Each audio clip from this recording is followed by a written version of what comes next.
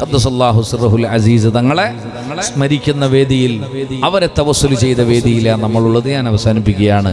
കൂടുതൽ സമയം ഇങ്ങനെ നീട്ടിപ്പോയാൽ, കാരണം ഇന്ന് വയല് പറയാൻ വന്ന ദിവസമല്ലല്ലോ. നമ്മളൊന്ന് ദ്വാരന്ന് പിരിയ, തവസ്സുൽ ബൈത്ത് ജില്ലി ദ്വാരന്ന് പിരിയ, അതാണല്ലോ ഉദ്ദേശം. അതുകൊണ്ട് തന്നെ കൂടുതലൊന്നും പറയുന്നില്ല.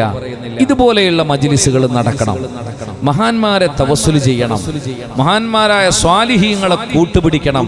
അതിലൂടെയാണ് നമ്മൾ രക്ഷ. അഭിവന്യരായ എൻ്റെ പിതാവ് അവസാനം വഫാത്തിന്റെ 4 നാൾ മുമ്പൊക്കെ ചില കാര്യങ്ങളൊക്കെ പറയുന്ന കൂട്ടത്തിൽ എന്നോട് പറഞ്ഞു, എടോ ഞാൻ മനസ്സിലാക്കിയത് കുട്ടികളെയൊക്കെ കൊണ്ട് സിയാറത്തിനൊക്കെ പോകുന്ന നേരം മക്കളെയൊക്കെ ഒന്ന് കൂടെ കൂട്ടണം.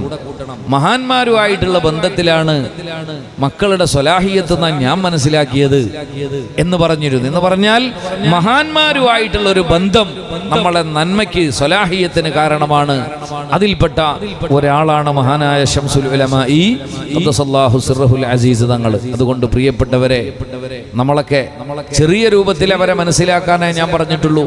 അവർ അള്ളാഹുവിന്റെ ആരിഫീങ്ങളിൽപ്പെട്ട ആൾ, അവർ അള്ളാഹുവിന്റെ ഔലിയാക്കന്മാരിൽപ്പെട്ട ആളായിരുന്നു. അവരെ തവസ്സുൽ ചെയ്ത് ഇൻഷാ അല്ലാഹ് ഇനി നമ്മൾ ദുആ ചെയ്യും. ഒരുപാട് ആളുകൾ ഈ ഒരു സദസ്സിലേക്ക്